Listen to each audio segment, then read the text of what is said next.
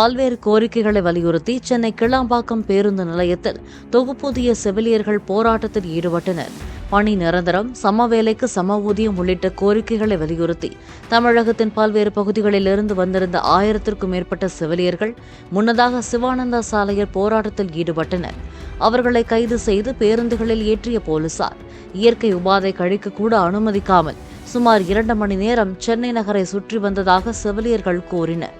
ஒரு வழியாக கிளாம்பாக்கம் பேருந்து நிலையத்தில் கொண்டு வந்து செவிலியர்களை இறக்கிவிட்ட போலீசார் அவரவர் ஊருக்கு செல்லுமாறு கூறிவிட்டு சென்றுள்ளனர்.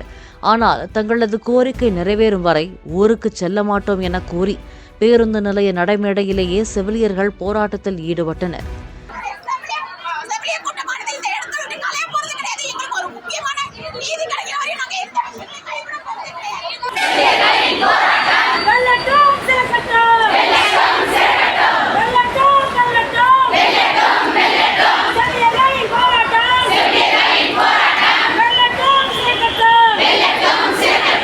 செவிலியர்கள் போராட்டத்தில் ஈடுபட்ட நடைமேடையில் திடீரென மின்சாரம் துண்டிக்கப்படவே அவர்கள் செல்போன் டார்ச்சுகளை ஒளிரவிட்டு போராட்டத்தை தொடர்ந்தனர். செவிலியர்களுக்கு ஆதரவாக தாவேக தேர்தல் பிரச்சார மேலாண்மை பொதுச் செயலாளர் ஆதவ் அர்ஜுனா போராட்டத்தில் கலந்து கொண்டு முழக்கம் எழுப்பினார்.